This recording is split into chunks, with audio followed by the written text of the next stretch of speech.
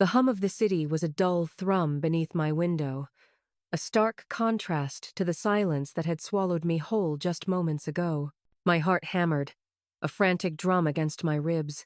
Echoing the last sound, I remembered the sickening crunch of metal, the distant wail of sirens. Then, nothing. Until now. I blinked, the soft morning light too bright, too familiar. My hand shot to the bedside table, fumbling for my phone. The date blared back at me.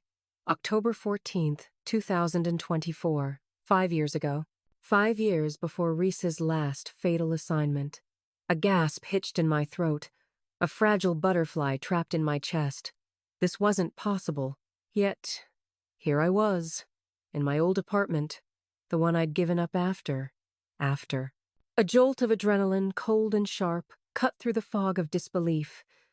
This was it. My second chance. My chance to save him. My phone vibrated. A jarring intrusion. An unfamiliar number. I hesitated, then answered. My voice a breathy whisper. Hello? Sylvie Hayes. The voice was smooth, deep, like polished obsidian. It held an authority that bypassed my ears and settled directly in my bones. Cassian Thorne. I believe we have an appointment. My blood ran cold. Cassian Thorne. The ruthless CEO, the man whose name was synonymous with power and impenetrable wealth. Why would he be calling me? My mind raced, trying to pull up any memory, any connection. Nothing. In my previous life, our paths had never crossed. An appointment? I repeated, my voice steadier now, a fragile shield. I'm afraid you have the wrong person. A low chuckle, devoid of humor, resonated through the line. Oh, I assure you, Miss Hayes, I never have the wrong person. A driver awaits you downstairs. Be ready in 30 minutes. The line clicked dead. 30 minutes. My mind reeled. This wasn't part of the plan. My plan involved quietly, carefully, inserting myself back into Rhys's life, convincing him to take a different path. It did not involve the most powerful man in the city. I threw on the first professional-looking clothes I found, my hands trembling as I buttoned my blouse.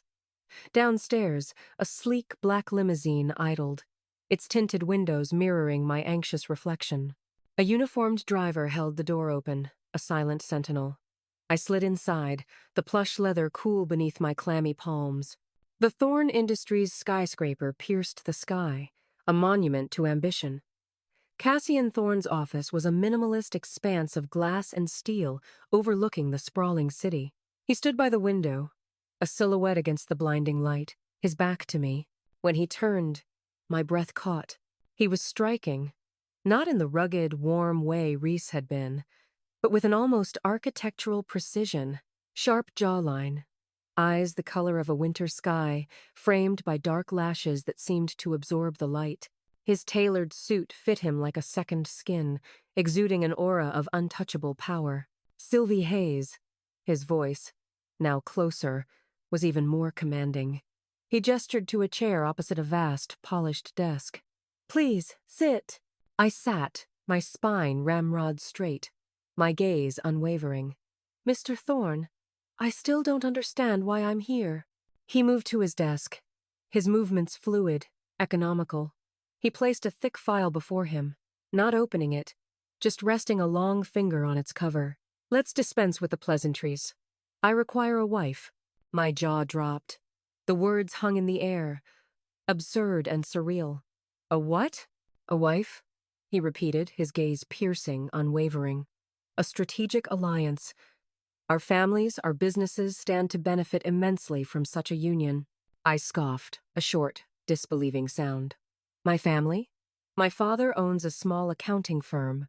My business is an entry-level analyst position. A faint, almost imperceptible curve touched his lips.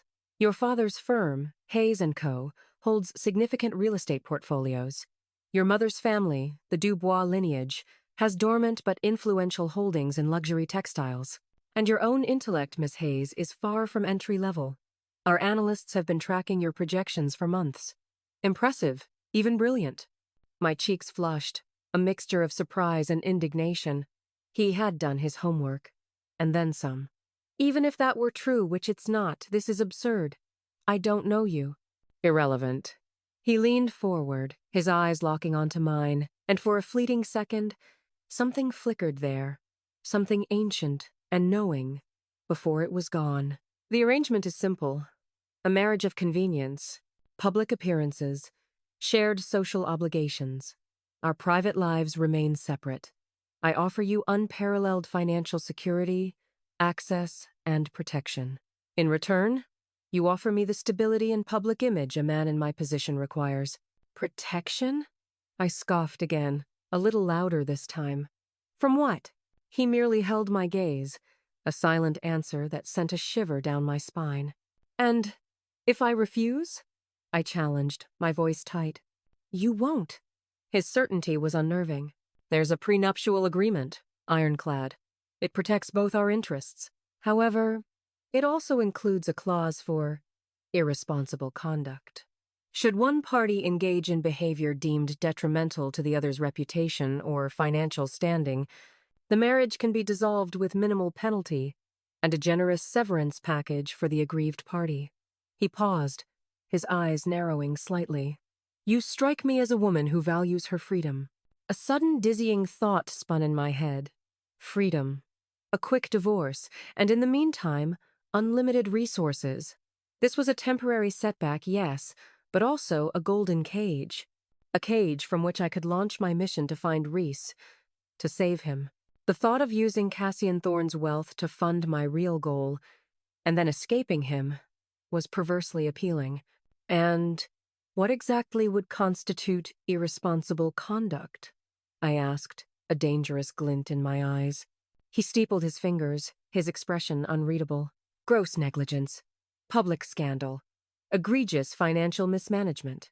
The specifics are deliberately vague, allowing for broad interpretation. But rest assured, I am not easily provoked. A challenge. A game. I could play this game. I could be the most irresponsible, scandalous wife he'd ever regret. I could bleed his vast fortune dry, force his hand, and walk away with enough capital to secure Rhys's future. Whatever it took. Fine, I said, my voice firm, a new resolve hardening my features. I accept. A ghost of a smile, almost imperceptible, touched his lips. Excellent. The wedding is in 2 weeks. Hola. 2 weeks. It was a whirlwind. A blur of designer fittings, forced smiles, and endless paperwork. The media, of course, went wild. The enigmatic CEO weds mystery woman. The headlines screamed. I played my part, a demure, albeit slightly overwhelmed, bride.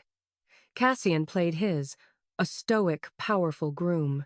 It was all a performance, a means to an end. The day after the wedding, I initiated Phase 1. Operation Bankrupt Thorne. Darling, I purred, sauntering into Cassian's minimalist office, a stack of glossy magazines clutched in my hand. He looked up from his tablet, a brow arched. I've been thinking about our new home. It's a bit bare, wouldn't you say? He set his tablet down, his gaze cool. It's a penthouse apartment, Sylvie. One of the largest in the city. It lacks nothing. Oh, but it lacks soul, I countered, flipping open a magazine to an ad for a limited edition solid gold toilet. And perhaps a few functional pieces. Like this. It's an investment, really. Art. He stared at the page, then at me. A solid gold toilet is an investment in what, exactly? Plumbing inefficiency? Aesthetic value, darling. I laughed. A bright, brittle sound. And I've just purchased a failing Venetian glass-blowing studio. They're going to craft us a custom chandelier, hand-blown, of course. It'll be enormous. His expression remained unchanged. I see. And the purpose of acquiring a failing business? To support the arts, naturally, I beamed, feeling a thrill of defiance. And to provide jobs. It's good for our image, Cassian. Philanthropic. Besides, I winked. I just love glass. Over the next few months, my spending became legendary. I acquired a dilapidated chateau in Bordeaux, declaring my intention to revive its ancient vineyards, despite knowing absolutely nothing about winemaking. I bought a struggling couture house in Paris, promising to bring it back to its former glory.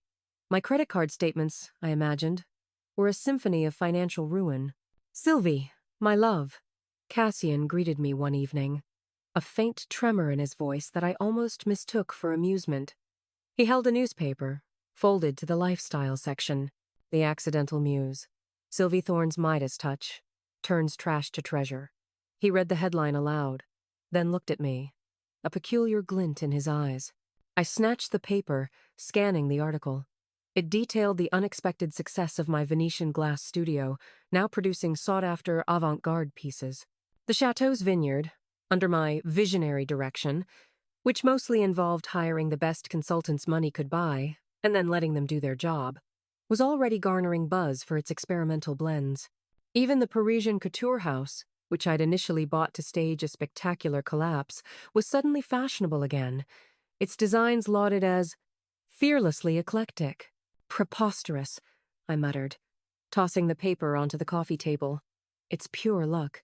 "Or perhaps," Cassian said, his voice maddeningly calm, "you possess an innate talent for identifying undervalued assets, a keen eye for potential, and a willingness to invest where others fear to tread."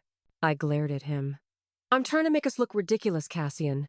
I'm trying to waste your money." He chuckled, a low, resonant sound that vibrated through the opulent living room.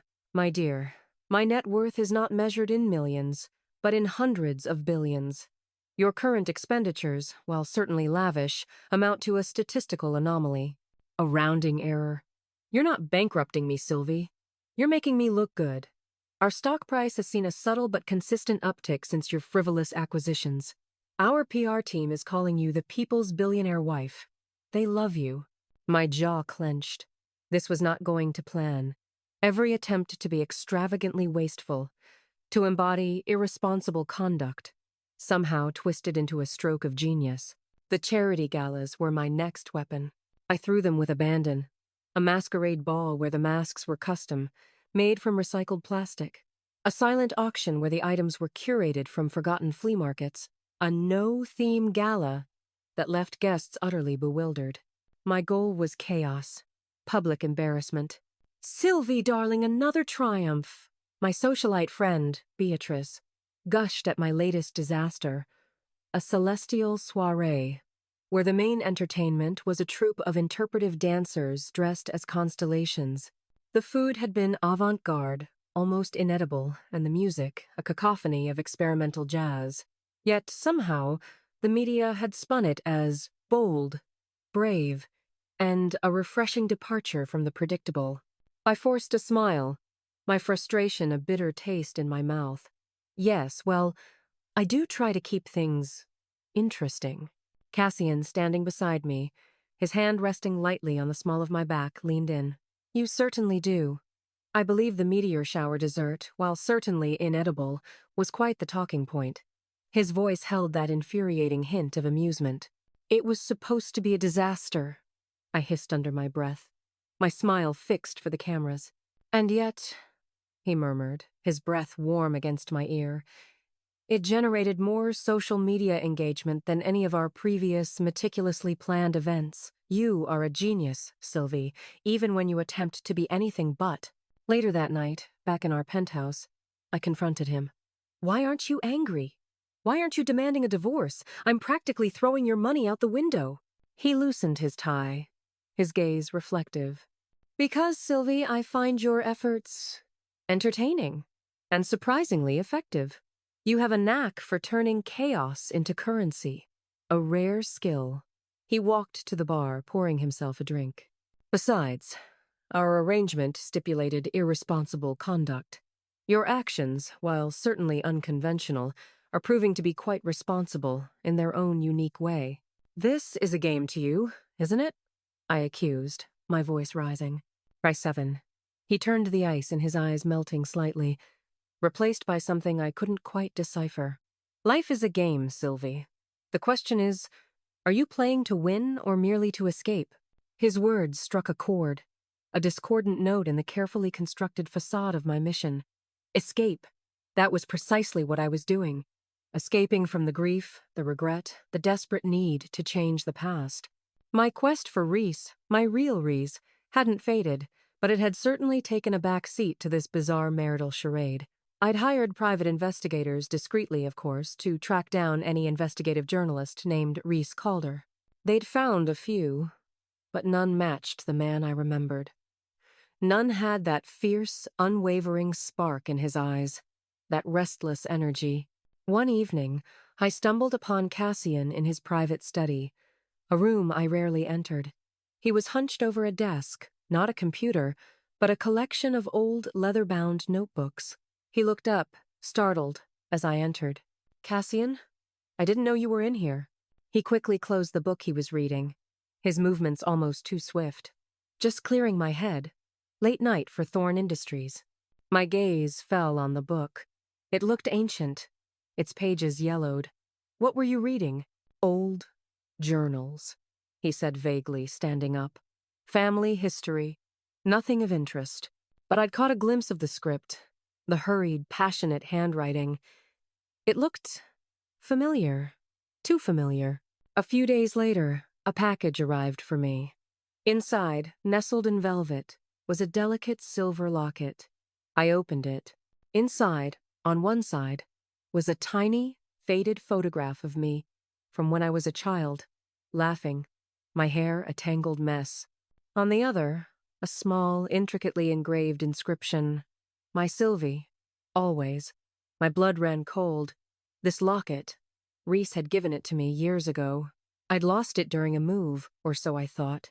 How could Cassian have it? I marched into his study, the locket clutched in my hand. He was there, staring out the window as usual. "Cassian," I began, my voice trembling. "Where did you get this?" He turned, his expression unreadable. His gaze fell on the locket. "A family heirloom. It was misplaced for a time." "Misplaced?" I scoffed, my voice thick with emotion. "This was mine. Rhys gave it to me. Who are you, Cassian? What is this?" He walked towards me, his gaze intense, stripping away my carefully constructed defenses. "What do you remember, Sylvie?" I remember Rhys. His laugh. The way he'd argue for the truth, no matter the cost. I remember him leaving, going to that war-torn country. I remember the news report. The crash. My voice cracked, tears blurring my vision. I remember the regret. The regret that I didn't fight harder for him, that I let him go. He reached out, his hand gently cupping my cheek. His touch was electric, a jolt of recognition that bypassed my mind and went straight to my soul. "You did fight for him, Sylvie. You always did." "No," I whispered, shaking my head. "I was scared. I was practical. I told him he was being reckless." "And he heard you," Cassian said, his voice soft, a melody of memory. "He heard your fear. He respected your honesty. But some battles, Sylvie, a man must fight alone." My eyes widened. The way he spoke, the cadence, the echo of a forgotten conversation. It was Rhys. It had to be. "Rhys?" I breathed, the name a fragile whisper. A slow, sad smile touched his lips, transforming his cold, chiseled features into something achingly familiar. "It's been a long time, my love." Tears streamed down my face, hot and unbidden. "But how? You died. I saw the reports. Thorne Industries. What is all of this?" He led me to the sofa, pulling me down beside him. He held my hands, his touch grounding. When I left for that assignment, I knew the risks. It was a deep dive into a powerful, corrupt cartel. I uncovered too much. They tried to silence me. The crash. It was no accident. But I survived. Barely. He paused, his gaze distant, lost in the past. Thorne Industries at the time had an experimental program, a highly secretive, cutting-edge medical and identity protection division. They found me. They saved me. But my old life, my identity as Rhys Calder, investigative journalist, had to die. For my safety and for yours. "They gave you a new identity?" I asked, my mind struggling to process the impossible. "More than that," he corrected. "They rebuilt me, gave me a new purpose." Cassian Thorne was a persona, a new life built on the foundations of my past drive, the ruthlessness, the pragmatism. It was a necessary shield, a way to fight the same battles, but from a different vantage point, from within the system I once railed against. Town. And you recognized me, I whispered, the pieces clicking into place. That day, when you called, you knew. He nodded. I'd been tracking you. Your life, your career. The moment I saw you again, felt your presence in the world, I knew. And then, 5 years ago, my timeline shifted. I felt it. A yort. A replay. I knew you were coming back, that you would try to save me. You knew I'd travel back in time. My voice was barely a squeak. He smiled, a genuine, warm smile that made my heart ache. I didn't know the times how asterisk, just that you would try, and I knew I had to be here waiting, to protect you, to guide you. The marriage, it was the only way I could keep you close, keep you safe, without revealing everything too soon. I needed to see if you would find your way back to me, even through this new identity. And my reckless spending? My attempts to ruin you? I laughed, a watery, emotional sound. I knew that was your plan, he admitted, a twinkle in his eye. It was rather endearing, actually, and quite informative. It showed me you still had that fire, that unwavering spirit, and it also revealed your hidden genius. You were always brilliant, Sylvie. You just needed the right canvas. So, all this time, I said, looking around the opulent penthouse, at the life I'd built with him, the life I'd tried so desperately to dismantle. You've just been watching me, letting me play out my little game? I've been falling in love with you all over again, he corrected, his voice husky. Watching you bloom, watching you defy expectations. You didn't need to save Rhys Calder, Sylvie. Rhys Calder was already saved. He was waiting for you, in a new form, ready to build a new future with you. My mind raced, the past, present, and future coalescing into a single breathtaking realization. My mission wasn't to prevent Rhys's death. It was to find him, reborn, and reclaim our love. The irresponsible conduct clause, I said, a mischievous glint in my eye. You designed it, didn't you? To give me an escape route, a way to make me think I had control. He chuckled, pulling me closer. Perhaps. Or perhaps it was a test, to see if you'd truly walk away from what we could build together. And you didn't. You kept coming back. You kept trying to find a way to make it work, even when you thought you were trying to break it.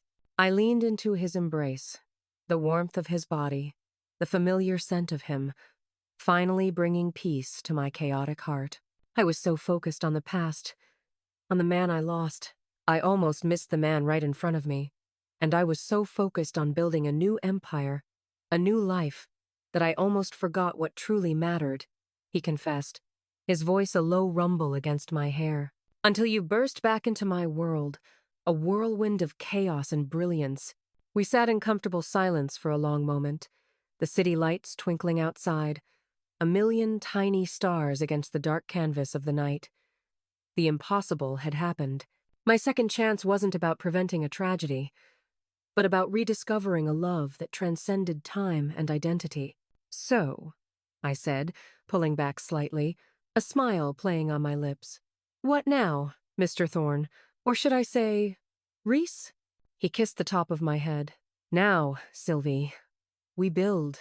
We build an empire, a legacy. But this time, we do it together. And perhaps I finally get to tell you all the stories I couldn't tell as Rhys Calder. Good, I said, my voice thick with happiness, because I have a few stories of my own, starting with that solid gold toilet. It's actually quite comfortable. He threw his head back and laughed, a sound so rich and genuine, it filled the room and chased away all the shadows. It was Rhys's laugh, deep and unrestrained, and it was the most beautiful sound in the world. And I knew with a certainty that settled deep in my soul that this was where I was meant to be. This was my future. This was my Rhys. This is a tale of rebellion, not just against sexism, but against the subtle prison of comfort.